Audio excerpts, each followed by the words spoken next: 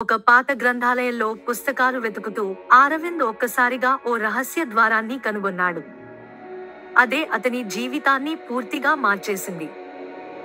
అతను ఆ ద్వారం గుండా ప్రవేశించగానే ముందు కనిపించింది ఒక ఆశ్చర్యకరమైన యంత్రం, కాలసూత్రం.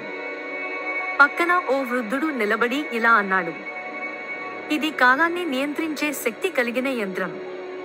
కానీ ఒక్క తప్పు, నీవు చరిత్రను నాశనం చేయగలవు. అరవింద్ 3 కాలాల్లో ప్రయాణించాడు. ముందు భూతకాలం. తన చిన్ననాటి తప్పును సరిచేయాలనుకున్నాడు. కానీ ఆ మార్పు తండ్రి ప్రేమను దూరం చేసింది. బాధను పోగొట్టే ప్రయత్నంలో అనుబంధాన్ని కోల్పోయాడు. తర్వాత వర్తమానం. ప్రతి నిర్ణయం ఒక గొలుసు లింక్ లాగా ఉంది. ఒక చిన్న మార్పు ఎంతో మందికి ప్రభావం చూపుతుందనే నిజం ఎదురయ్యింది. చివరగా భవిష్యత్తు. ప్రపంచం ఖాళీగా మారిపోయింది. ప్రకృతి మాయమైపోయింది.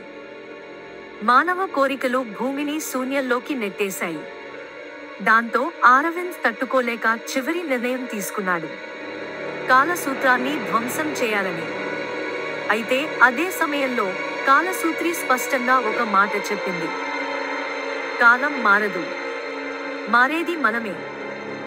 అరవింద్ మళ్ళీ తన సాధారణ జీవితానికి తిరిగి వచ్చాడు.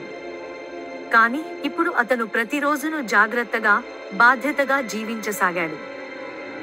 ఎందుకంటే ప్రతి చిన్న నిర్ణయం ఒక భవిష్యత్తు బిందువు.